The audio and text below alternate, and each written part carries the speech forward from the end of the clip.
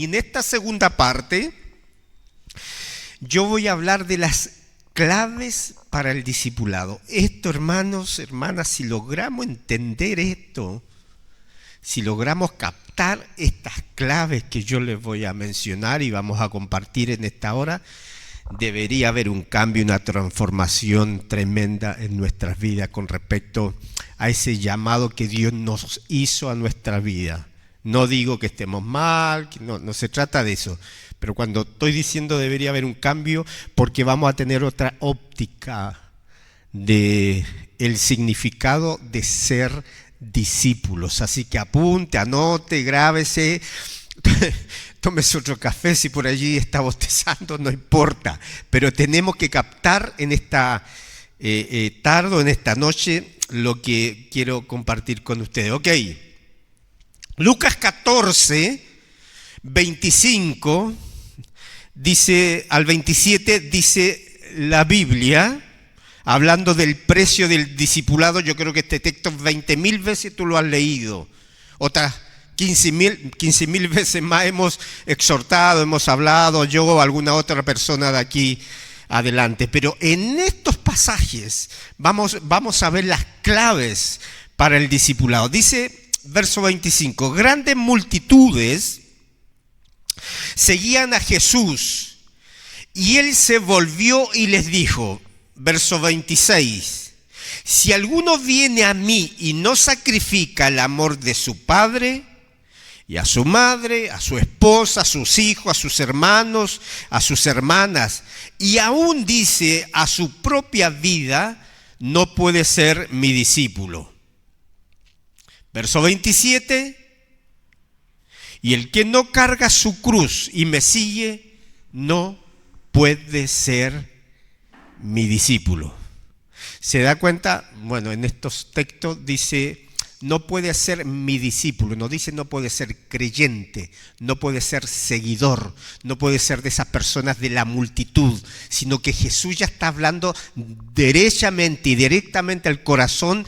Si alguien de ustedes dice, la Biblia quiere ser mi discípulo, bueno, versículo que leímos está todo lo que vamos a explicar en algún momentito. Ok, lo dije yo el domingo anterior, que nosotros necesitamos entender la importancia que tiene el discípulo para nuestras vidas, la importancia que tiene el discipulado bíblico, el discipulado de la Biblia para nuestra iglesia. Y necesitamos entender esta expresión o el discipulado a partir de las palabras de Jesucristo en la cruz. Les decía anteriormente que tenemos mucho material de discipulado, escrito, verbal, etc. Y está bien, pero nosotros para entender esto debemos, por supuesto, enfocarnos a aquellas palabras de Jesucristo en los evangelios. Y Jesús se tomó tiempo, no sé cuántas horas, pero se tomó tiempo con sus seguidores creyentes para explicar lo que significaba ser discípulo. Posteriormente se llamaron discípulos, para explicarle entonces lo que él pretendía con esta enseñanza. Y él explicó, por supuesto, muy bien a esas multitudes, como dije, lo que significa ser discípulo de Jesús. Ahora, ¿por qué razón? Y es una pregunta que formulé también el domingo anterior. ¿Por qué razón es importante que podamos nosotros entender esto? Si yo te pregunto, ¿tú sabes lo que es un discípulo? Yo creo que todos vamos a tener una respuesta a esta pregunta. Perfecto, está bien. Pero ¿por qué razón es importante que nosotros podamos entender esto? Y aquí estaba la respuesta y enfaticé sobre esto, porque Jesús estaba interesado, dije, en llevar a los creyentes, que la Biblia habla de creyentes, de multitudes, de un nivel a otro nivel. Dejar el confort de esas multitudes que probablemente no tenían ningún compromiso con Jesús, dejar el confort de lo que eran aquellos creyentes, aquellos seguidores que no tenían ningún compromiso con Jesús, a otro nivel. Y ese nivel es el discipulado. Eso es lo que pretendía Jesús. ¿Por qué? Lo vamos a ver. Porque el discipulado es un nivel más alto, sublime, donde tú y yo tenemos una relación muy estrecha con nuestro maestro. ¿Ok? Todos somos creyentes. Todos creemos en Dios. Todos creemos en la Biblia, en nuestra Biblia, lo que dice la Biblia, en Jesús. Creemos en, ¿por qué no?, en la iglesia también. Pero el discipulado, hermanos, hermanas, requiere de un mayor compromiso con Jesús. Y requiere, por supuesto, que nosotros podamos adecuadamente responder a ese caminar con Jesús. ¿Ok? Lucas capítulo 14 que leímos, están las 5 claves que yo les voy a mencionar en este momento. Para no quedar medio colgado, hay 3 detalles que yo mencioné y que lo tenemos acá también. Los 3 detalles que yo mencioné con respecto a esto del discipulado. Número 1 dice, tenemos que entender que el discipulado es un llamado a conocer y vivir intensamente y profundamente en el reino de Dios. Eso debemos entenderlo. El llamado, insisto, al discipulado, tenemos que entender nosotros que es ese llamado que Jesús nos hace a nosotros para vivir intensamente, profundamente, todo lo que significa el discipulado en el reino de Dios. Número 2, la intención que tuvo Jesús o que tenía Jesús es al hablar de discipulado, es revelarnos al Padre, a Dios Padre, revelarnos al Espíritu Santo y revelarnos también lo que el Espíritu Santo hace en la vida del discípulo. Esa fue la intención que tuvo Jesús cuando junta a aquellas multitudes. Y número 3, la tercera cosa que es muy importante también que entendamos, es que Jesús estaba revelándose a sí mismo. Cuando se sienta con los creyentes, con las multitudes y los llama a ser sus discípulos, Jesús se estaba revelando a sí mismo como el Cristo. Y yo le decía, ¿por qué? Porque cuando nosotros queremos ser discípulos o aquellas personas que siguieron a Jesús, cuando quisieron seguir lo que significa ser un discípulo de Jesús, para caminar de una forma más profunda, para pasar de un nivel a otro nivel, para pasar de un nivel más intenso de conocimiento de Jesús, debemos ver a Jesús tal cual Él se ha revelado. Cuando queremos ser discípulos, entender, tú debes ver a Jesús tal cual se ha revelado en la Biblia. Si lo vemos como una persona, yo qué sé, como tu sanador, que está bien, como tu proveedor, que está bien, pero debemos ver en su profundidad tal cual se revela Jesús en la Biblia. Y ese fue otro propósito que tuvo Jesús cuando juntó. Dijo, ¿quién quiere ser discípulo? O vengan multitudes, creyentes, etc. ¿Bien? Ok. Vamos a la primera clave entonces. Vamos a la primera clave. Y aquí es donde yo quiero, de repente, no sé, detenerme en algún momento y preguntar. Y de repente, si tú quieres acotar algo más, lo puedes hacer libremente. Primera clave. Yo les dije que el título, de esta segunda parte es claves para el discipulado. Y eso está en Lucas capítulo 14, que ya leímos algunos pasajes. Entonces, la primera clave dice que Jesús dijo que el discipulado consiste en que nosotros debemos evaluar cuáles son nuestras prioridades. Amén. Repita conmigo, no estoy copiando. Evaluar mis prioridades. Evaluar mis prioridades. Primera clave entonces que Jesús menciona acá en este capítulo 14 de Lucas es evaluar mis prioridades. ¿Cuáles son nuestras prioridades?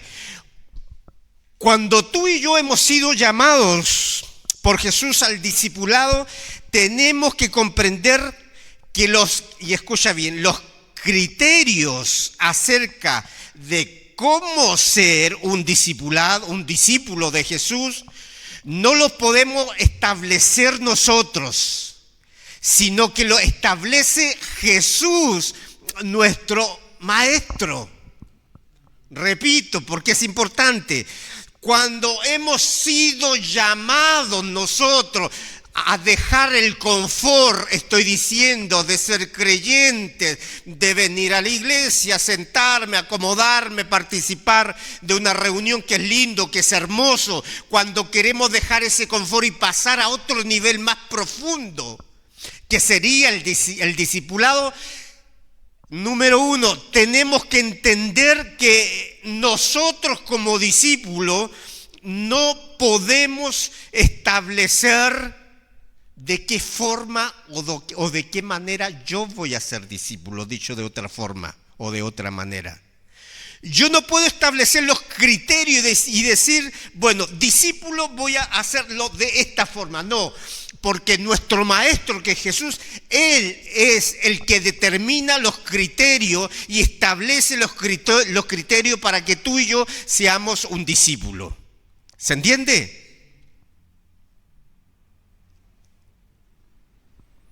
Ok, estas son las reglas. Cuando llegamos a algún lugar por allí, nos asociamos a algo, yo qué sé, tú no pones las reglas ya están establecidas. Y es eso lo que dice Jesús, en esta primera clave. Los criterios los pone Jesús. Nosotros solamente tenemos que aceptar ser un discípulo del Maestro. Jesús es el que marca el ritmo. Jesús es el que define entonces cuáles serán esos criterios, y lo encontramos en la palabra del Señor, y ahora los vamos a ir viendo por lo menos algunos de ellos. El Maestro, Jesús, es el que dice cómo es un discípulo. No nos atrevamos nosotros a ser discípulos de Jesús con nuestros criterios, con nuestra forma, con nuestra manera. ¿Ok? A ver, por ejemplo, vemos que Jesús hizo algunas distinciones acá en este pasaje. Jesús habla acerca de las relaciones, los versículos que leímos de las relaciones. Y en cuanto a las relaciones, Jesús pone una diferencia o distingue aquellas relaciones que son relaciones humanas o relaciones familiares, o la relación que el discípulo debe tener con su maestro, en este caso Jesús. Por ejemplo, el énfasis en este versículo, lo voy a leer otra vez: si alguno viene a mí y no sacrifica, dice, el amor a su padre, a su madre, a su esposa, a sus hijos, a sus hermanos y a su hermana, y ama a su propia vida, dice, no puede ser mi discípulo. Como dije, Jesús está estableciendo acá prioridades. Y en este versículo que acabo de leer, habla sobre el padre, la madre, la mujer, los hijos, etcétera, hermano, etcétera. Ahora, Jesús dice que si no aborreces a padre y a madre, hermano, hermana, mujer e hijo, y aún dice tu propia vida, no puedes ser mi discípulo. ¿Sabe lo que significa la palabra aborrecer?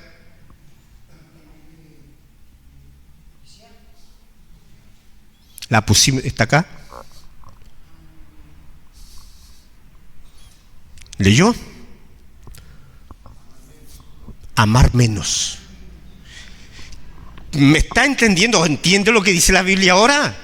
Entonces, Jesús dice que si tú no aborreces, si tú no amas menos a padre, madre, hermano, etcétera, aún tu propia vida. Y la palabra acá, aborrecer, significa amar menos. Es decir, alguien debe ser amado de una manera más profunda.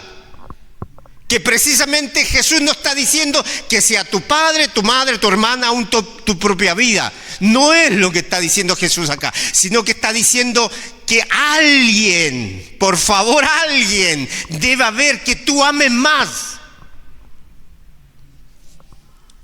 Y por supuesto, cuando vemos la Biblia y entendemos esto, a ese alguien que debe amarse de una manera más profunda, multidimensional, puse yo por acá, es Jesús. En ese sentido, Jesús está diciendo, bueno, ¿quieres ser mi discípulo? Primero el amor al maestro, más intenso, más profundo. Diciendo que por supuesto la relación con Jesús o con el maestro es lo más importante.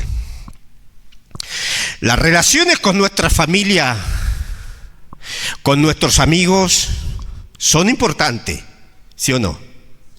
Por supuesto, son importantes, pero no en el nivel de importancia que tiene nuestra relación con Jesús. Entendámoslo, por favor. Son importantes las relaciones con la familia, con los amigos, con los compañeros de trabajo, etcétera, pero no al nivel de importancia que debe tener mi relación con Jesús si yo quiero ser discípulo. ¿Qué significaba la palabra aborrecer? Amar menos. Amar menos. O en otras palabras, debemos, o como dije anteriormente, entonces si es amar menos, debe haber otra persona que amemos más profundamente. Y esa persona es Jesús, nuestro maestro.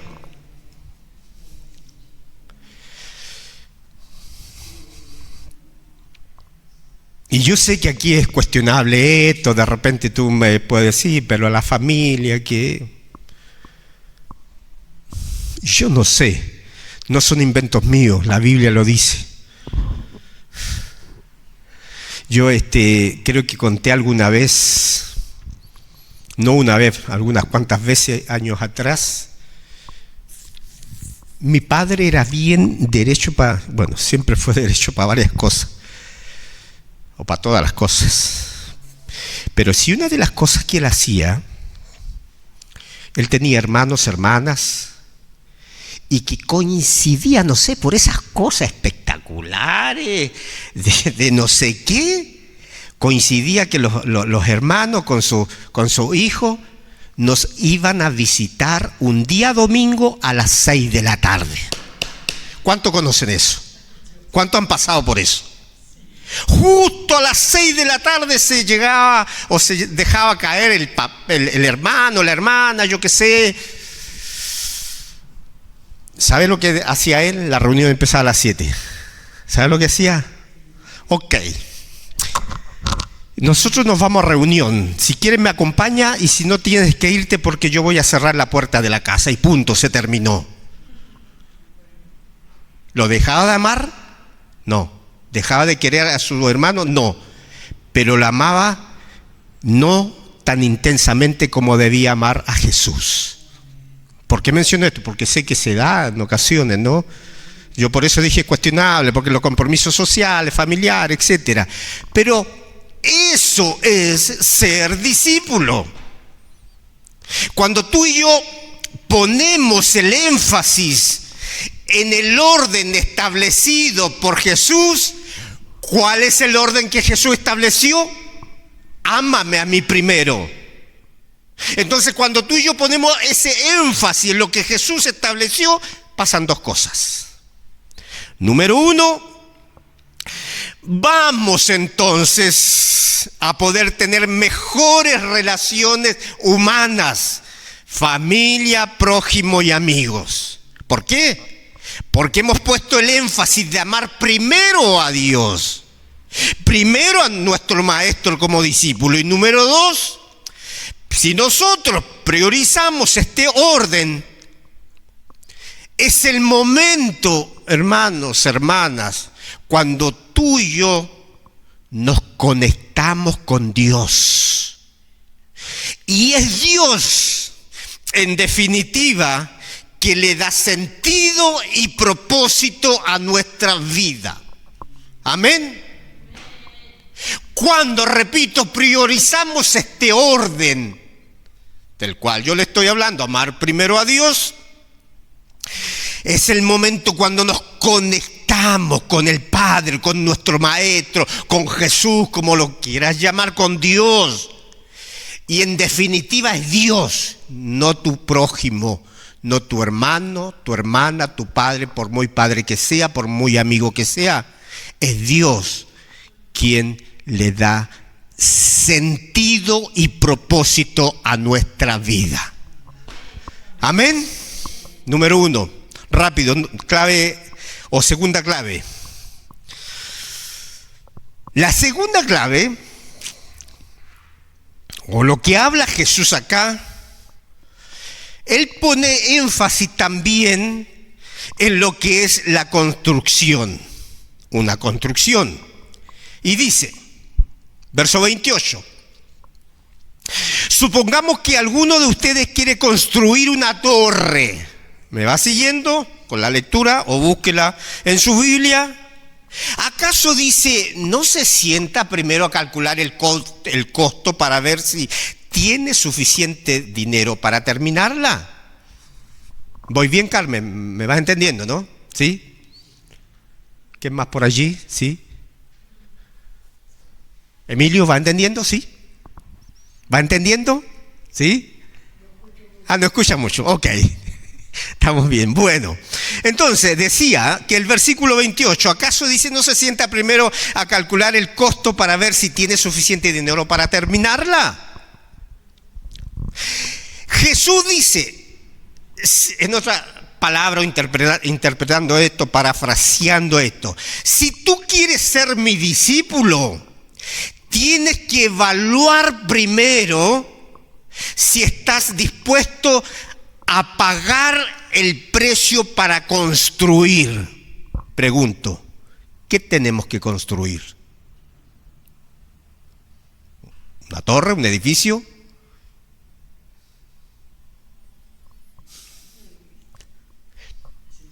Construir nuestra vida. Es eso lo que la Biblia dice. Jesús está queriendo decirnos a través de esta palabra que si queremos ser discípulos, esos discípulos auténticos de Jesús, tenemos primero que evaluar si estamos dispuestos a pagar el precio para la construcción. Eso significa entonces, como dije, construir una vida junto con Jesús. Conoce de aquellas personas, ay, Jesús, no te abandonaré, no te dejaré, seré fiel hasta la muerte. Y a la primera tormenta que viene a su vida le abandonan. Entonces nosotros tenemos que evaluar si tenemos entonces los recursos y si queremos construir una vida junto a Jesús.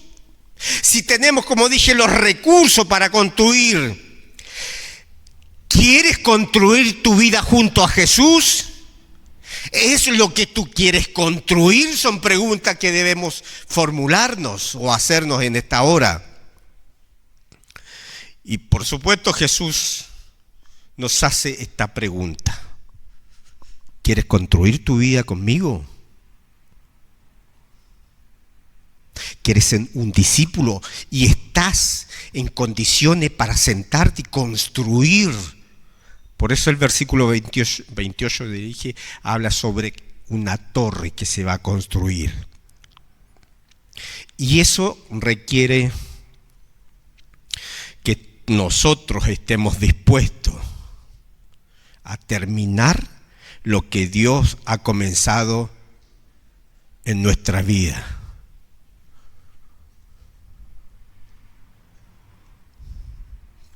El texto que leímos, no vaya a ser cosa que por allí te falte el dinero y no puedas terminar la torre de construirla y seas el hazmerreír de la gente. Debemos, si queremos ser discípulos auténticos, si estamos dispuestos nosotros a construir y terminar esa construcción junto a Jesús.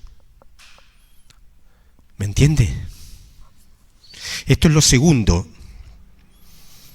que Jesús hace cuando les llama la atención allí a los discípulos, a los seguidores creyentes. Primero, las relaciones. Segundo, la construcción de la vida. Tercera clave. La tercera clave que Jesús está planteando a sus oyentes es las batallas de la vida. Tercera clave, las batallas de la vida. Versículo 31 voy a leer. O supongamos, dice, que un rey que está a punto de ir a la guerra, escuche bien por favor, contra otro rey, ¿acaso dice la Biblia, no se sienta primero a calcular si con 10.000 hombres es posible enfrentar al que viene contra él con 20.000?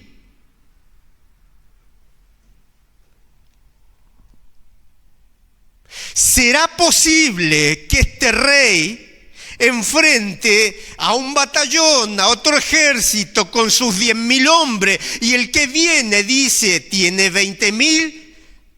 ¿No analizará un poco allí, me imagino, y no verá si esa es la batalla que tiene que pelear? Alguien dijo por allí que uno tiene que escoger cuál es la batalla de nuestra vida. Uno tiene que elegir cuál es la batalla de nuestra vida. Y en este caso, ¿qué está diciendo Jesús? Nos está diciendo que la batalla de tu vida, la batalla de mi vida, es por aquello que nosotros queremos pelear. La batalla que yo elijo, la batalla que tú eliges, es por aquellos que quieres pelear. Es por aquellos que tú quieres dar la vida. Es por aquello que tú quieres hacer de tu vida. Y Jesús debe ser la causa de nuestra batalla de vida. Amén. ¿Por qué voy a luchar? ¿Cuál es la batalla de mi vida? Clave del discipulado. En este aspecto, entonces, tenemos que considerar nosotros cuál es la batalla de nuestra vida para poder evaluar si estamos siendo o no un verdadero discípulo. ¿Cuál es tu batalla? ¿Es Jesús? ¿Estás luchando? ¿Te estás entregando por Él? ¿O has optado por otra batalla? Esto es súper importante, es la cultura del reino, lo que digo a continuación. Cuando tú entras o cuando entramos nosotros en una relación con Jesús, en un verdadero discípulo de Jesús, nosotros podemos ver la diferencia, podemos discernir entre una y otra batalla. Y nos podemos dar cuenta, por supuesto, al discernir, nos podemos dar cuenta de qué forma la batalla que hemos elegido va a traer profundos beneficios a nuestra vida.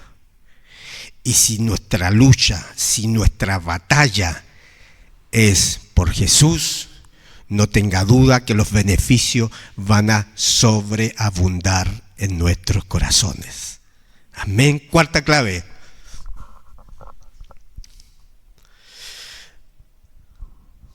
La cuarta clave tiene que ver, dice allí, con que el discipulado se puede medir.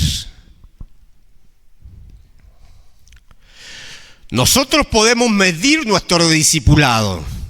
¿En qué nivel estamos? ¿Y de qué forma? ¿Cómo lo podemos medir? Por el tiempo y por los recursos. ¿Qué tiempo vamos a invertir? ¿Cuántas horas de nuestra vida vamos a invertir en esta relación como discípulo?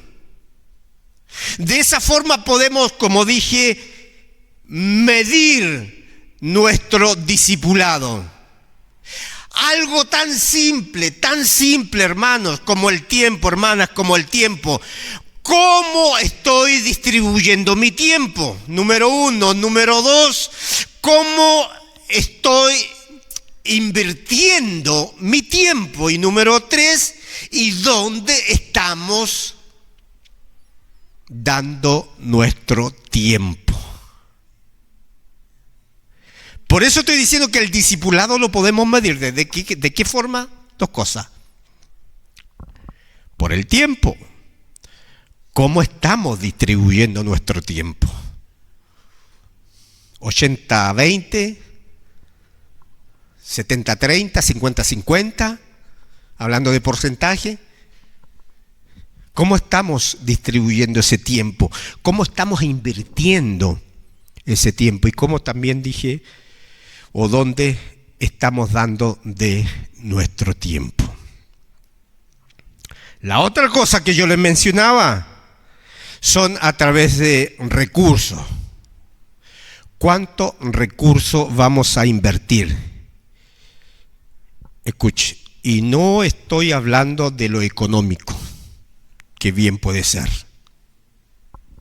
Pero cuando estoy diciendo yo acá que otra forma del discipulado para medir en qué nivel estamos es a través de los recursos, es porque tú y yo somos personas dotadas, hemos sido dotados por Dios de una manera increíble.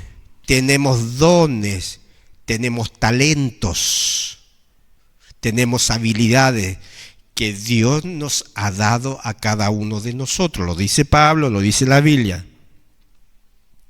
Y además, cuando venimos a Jesús, dice la palabra del Señor, que el Espíritu Santo lo que hace es activa aquellos dones o talentos que están en nuestra vida. Es decir, todos tenemos recursos.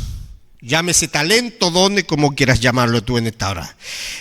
¿Qué estamos haciendo entonces con ese potencial? ¿Qué estamos haciendo con ese recurso que Dios nos ha dado, nos ha dotado? ¿Qué estamos haciendo con aquello que Dios nos ha dado? Y es esa otra forma, otra manera de medir nuestro discipulado. Y bueno, si tú me dices, bueno, Dios me entregó un talento, un don y no lo estoy usando, bueno, estamos lejos entonces. Estamos lejos de ser un discípulo genuino. Y allí estás midiendo tu discipulado y lamentablemente estás quedando con número, letras rojas. ¿Ok? Tenemos recursos. ¿Qué estamos, como dije, haciendo con ese potencial? ¿Qué estamos haciendo, en otras palabras, o dicho de otra forma, haciendo con aquello que Dios nos ha dado? Y la última clave la quinta clave, tiene que ver con rendir cuenta. Esto de rendir cuenta significa hacer un reporte, muy, muy común en los reportes para todos nosotros. ¿Qué estamos diciendo? Mira, nosotros, si queremos ser un discípulo genuino, bíblico de aquello que Jesús comenzó a explicarle a los creyentes, a los seguidores, a todos aquellos que le seguían, dice la palabra del Señor, tenemos que estar dispuestos a venir al Padre, a Dios, y decirle: Padre, hice todo lo que tú me ordenaste. Complicado. Padre, estoy haciendo lo que tú me mandaste. ¿Cuánto podemos decir? Sí, gracias, Señor, amén. Estoy haciendo aquello. Padre, estoy caminando hacia el propósito que tú me diste. Tenemos que tener esa capacidad para llegar a Jesús y rendirle cuenta. Esto me diste y esto estoy haciendo. Mira, leo 2 o 3 textos de la Biblia, que algunos son muy profundos, o sea, todo, pero tienen significado interesante. Dice Juan 17:3: a todo el mundo le he mostrado lo grande y poderoso que eres tú, porque cumplí, dice Jesús, cumplí con todo lo que me ordenaste. Juan capítulo 17, verso 3. Estoy leyendo la traducción lenguaje actual. Otro, Romanos capítulo 14, verso 12. De modo que cada uno de nosotros dará cuenta de sí mismo. Se da cuenta, valga la redundancia. De modo, Romanos 14, 12. De modo que cada uno tenemos que rendir o dar cuenta de nuestros actos, de nuestros hechos. Y el último pasaje que está en Lucas capítulo 16, verso 2. Jesús contó otra parábola a sus discípulos. Un hombre rico tenía un administrador a quien acusaron de derrochar sus bienes. Verso 2. Así que lo mandó a llamar y le dijo: ¿qué es esto que me dicen de ti? Después dice: rinde cuenta de tu administración, porque ya no puedes seguir en tu puesto. Profundo. Y que nos debe de estremecer, hermano. Rinde cuenta de lo que tú has recibido de Dios. Rindamos cuenta. En este caso, de esta parábola que comenta Jesús aquí en Lucas, sin duda este administrador hizo las cosas malas, no hizo las cosas bien, porque le dice: ya no puedes seguir en tu puesto. Rinde cuenta de tu talento, de tu don, de lo que sabes hacer. Rinde cuenta a Jesús. Y si estamos en el debe, pidamos perdón y digámosle: Jesús, ayúdame a que mi cuenta sea verdaderamente la que tú quieres escuchar y que no me saques de ese lugar. Y esto, lo que le estoy diciendo de rendir cuenta, tiene que ver básicamente también con el proceso de crecimiento del discipulado. No hay discipulado genuino si no hay obediencia.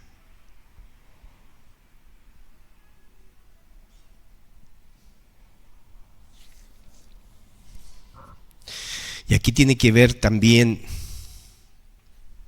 que mucho se habla, se discute, y para mí las cosas deben haber un equilibrio. Se está hablando del ser y el hacer. ¿Lo ha escuchado? No, porque tenemos que ser como Jesús y buscar como Jesús y mi vida gira en torno a Jesús, ser y ser y ser. ¿Y qué pasa con el hacer? Si Dios te ha dicho, Belén, hay una persona frente de tu casa que necesita que vayas y ores por ella, ¿qué pasa con el hacer? Por eso para mí debe haber un equilibrio entre el ser y el hacer. No tanto ser y descuidamos el hacer. No tanto hacer y descuidamos el ser. Amén. Bien. Como dije, el discipulado involucra un proceso de cambios. Cambios en esa perspectiva de nuestra vida. Cambios en las prioridades que lo mencionamos anteriormente también de nuestra vida. Cambios en el propósito de nuestra vida y también en nuestra agenda. Allí es donde debe intervenir la mano de Dios en nuestra agenda diaria. Ok, y termino con 2 o 3 cositas, ya estoy concluyendo. Cuando una persona está siendo discipulada, significa 3 cosas. Número 1, es una persona que capta la visión de Dios para su vida. Cuando estamos o hemos optado por ser un discípulo y hemos dejado el confort de la multitud de los creyentes para transformarnos en el discípulo de Jesús, eso precisamente es porque estamos captando la visión de Dios para nuestra vida. Número 2, es una persona que se apasiona con las cosas que le apasionan a Dios.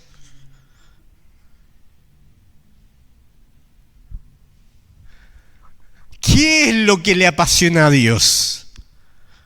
¿Qué es lo que le apasiona al Maestro, a Jesús? Y cuando estamos siendo o hemos optado por ser un discípulo de Jesús, debemos ser de aquellas personas que nos apasionan las cosas que a Dios le apasionan. Y número 3, es una persona que tiene clara la misión en la vida. Sabe para qué nació, sabe para qué existe y sabe también lo que debe hacer en esta tierra.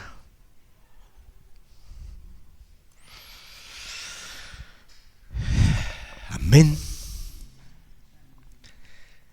5 claves del discipulado que nos deben hacer estremecer en esta hora, cambiar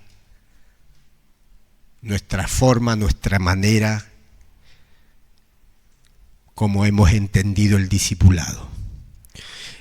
El domingo anterior, mi énfasis fue este: dejemos la comodidad de ser seguidor de Jesús, de ser creyente, y subamos un nivel más a ser un discípulo de Jesús. Y estas cosas que yo le he hablado en este momento, estas claves, es precisamente para evaluar nuestro discipulado. El énfasis de esta noche o de esta segunda parte es para que evaluemos nuestro discipulado. Mira que cuando nosotros hemos sido llamados por Jesús,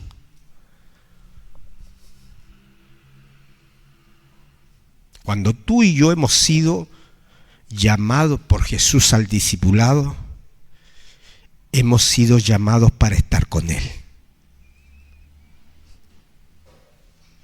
Hemos sido llamados para pasar tiempo con Él.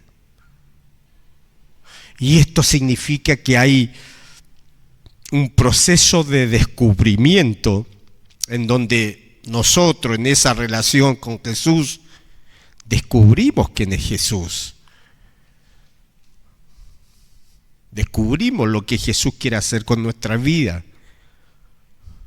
Y ese conocimiento recíproco, también Jesús nos comienza a conocer lo que hay en nuestro corazón. Hay desafíos en nuestra vida, hay desafíos en nuestro corazón, y que únicamente los vamos a poder cumplir cuando hemos dicho: sí, Jesús, aquí estoy, quiero ser discípulo, quiero dejar ese confort. Estoy bien, quiero seguir siendo de la multitud o creyente, no tengo presiones, no tengo compromiso, nada. No eres un discípulo de Jesús. Como dije, hay desafíos, y esos desafíos se van a cumplir cuando nosotros escuchemos lo que Dios quiere que nosotros hagamos como esos verdaderos discípulos. Y si estamos caminando, obviamente, tras aquellos desafíos. Amén. Cierra tus ojos, por favor.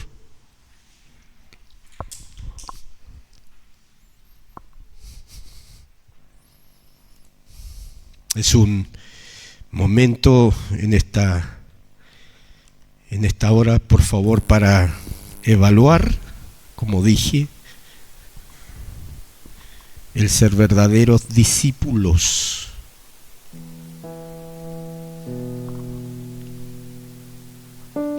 Que revisemos en esta hora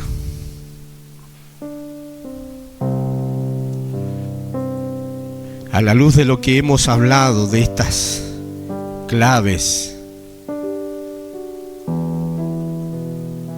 de un buen discípulo.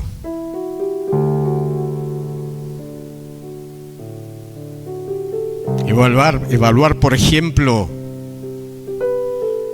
cuáles son mis prioridades.